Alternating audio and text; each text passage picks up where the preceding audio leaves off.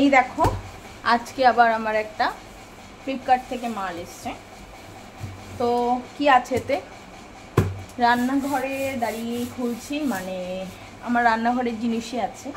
তো কি নিলাম সেটা দেখাচ্ছি তোমাদের। জিনিসটা ঠিকঠাক এসছে কিনা সেটাও দেখতে হবে। তো চলো কাটা যাক।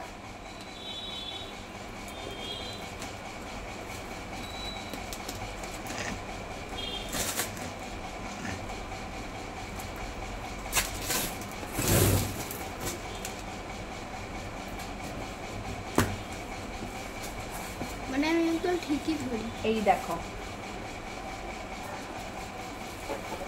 জিনিসটা হচ্ছে এরকম জার।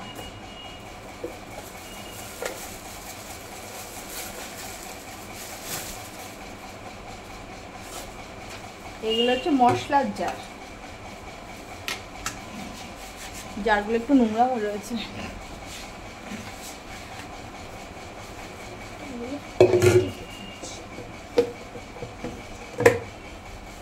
এই দেখো কি সুন্দর জারগুলো। তো প্রত্যেকটা আমি জার খুলে দেখাই তোমাদেরকে। আসলে এই জারগুলো নেওয়ার কারণ হচ্ছে, জারগুলো অ্যাকচুয়ালি নেওয়ার কারণ হচ্ছে আমার মশলা রাখার জার আছে, নেই না, আছে, কিন্তু বেশি পরিমাণে, যেমন চাল ফাল রাখার জন্য, ধরো খিচুড়ি করার জন্য যে চাল সেটা রাখি যে জারটার মধ্যে, সেই জারটা ঠিক একটা মানানসই না, ভালো লাগে না রান্নাঘরে জার রাখলে। তারপরে তেল, এই কন্টেনারগুলো সব রাখা যাবে। তো তার জন্য আমি এই জারটা নিয়েছি। তো চলো আমি সব কটা আগে ভালো করে সেট করে নিই, সেট করে তারপরে আবার তোমাদের দেখাচ্ছি। এই দেখো কন্টেনারগুলো সব রেডি হয়ে গেছে। এইগুলোকে এবার আমি, এখানে টোটাল কন্টেনার দিয়েছে 12 পিস, 3 3 6 9 12।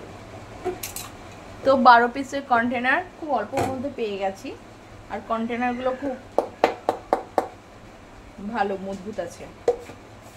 এগুলো এখন আমি সাজিয়ে রাখবো, সুন্দর লাগবে। আর সাজানোর পর আমি তোমাদেরকে দেখাবো।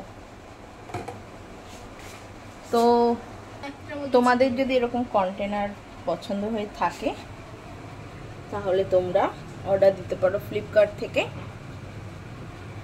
দেখতে খুব সুন্দর লাগছে।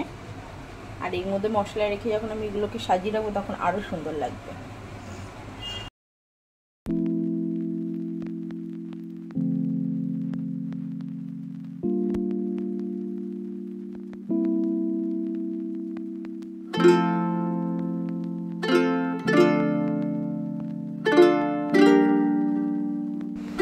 তো এই দেখো ফাইনালি আমার জারগুলো সাজানো হয়ে গেছে। তো শর্ট হয়েছে আমার 12 পিস হয়েছে, কিন্তু আমার আরও লাগবে। তো আমি আবার নেক্সট মান্থ অর্ডার দেবো। আমার খুব ভালো লাগে। আর এই দেখো অনেকদিন ভাবছিলাম তোমাদের দেখাবো আমার রান্নাঘরটা। এই হচ্ছে আমার কিচেনটা। কেমন লাগলো একটু জানিও। এই সাইডটাতে আমি বাকি জারগুলো আরও এনে লাগাবো। তো আমার কিচেনটা তোমাদের দেখতে কেমন লাগছে আমাকে কমেন্ট করে জানিও। চলো টাটা, গুড নাইট।